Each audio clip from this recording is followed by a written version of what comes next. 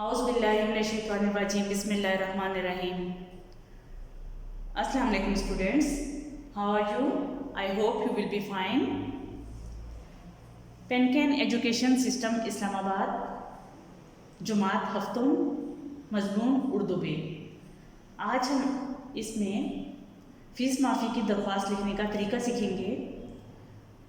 Students, first line जो हम लिखते हैं वो उसमें स्कूल का नेम ऐड किया जाता है और ये बताया जाता है कि इसमें प्रिंसिपल जो है वो मेल हैं या फीमेल हैं। तो मैं आपको बताती हूँ। जैसे फर्स्ट लाइन है, बाखिदमत जनाब प्रिंसिपल साहब या साहिबा। साहब मेल यानी मर्द के लिए यूज़ होता है और साहिबा फीमेल यानी औरत के लिए यूज़ होता है। इसके बाद यहाँ पर हम ये जो ब्लैंक है इसमें हम स्कूल का नेम ऐड करते हैं और उसके बाद शहर का नेम। जैसे मैं आपको बताऊँ, बाखिदमत जनाब प्रिंसिपल साहब, स्कूल का नेम ये मैंने आपको ऊपर बताया है, पेनकेन एजुकेशन सिस्टम इस्लामाबाद, शहर का नेम। तो यहाँ पे हम लिखेंगे पेनकेन एजुकेशन सिस्टम इस्लामाबाद। उसके बाद हम उन्वान लिखेंगे। जैसे मैंने लिखा है बराए दरख्वास्त फ़ीस माफ़ी। बराए का मतलब होता है के लिए, यानी कि फ़ीस माफ़ी की दरख्वास्त।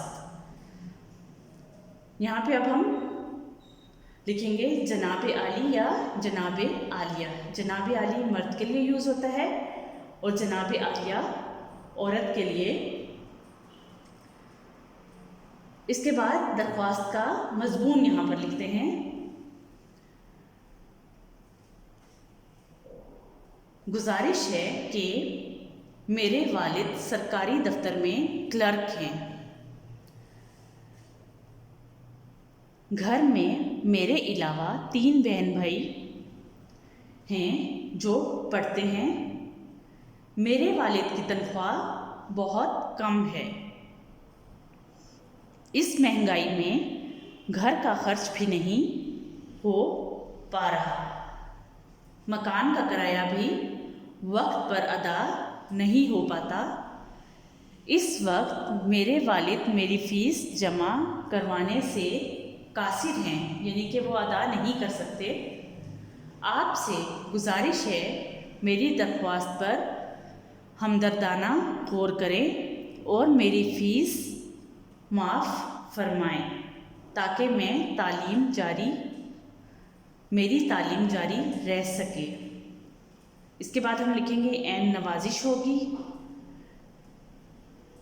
लेफ़्ट साइड पर आप लिखेंगे आपकी शागिर्द दा या शागिर्द, आपका शागिर्द। उसके बाद उससे नीचे आपने अपना नेम लिखना है और फिर दर्जा यानी कि जुमात लिखनी है, हफ्तुम शशुम जो भी है। और राइट साइड पे आपने मोरखा यानी कि तारीख, दोनों में से कुछ भी लिख सकते हैं।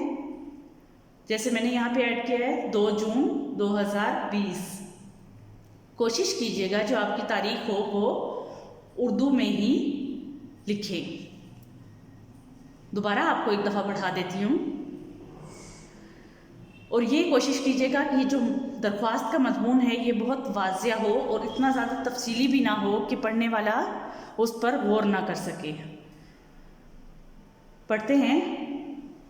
बाखिदमत जनाब प्रिंसिपल साहब, पेनकेन एजुकेशन सिस्टम इस्लामाबाद। उन्वान बराए दरख्वास्त फ़ीस माफ़ी जनाब आली।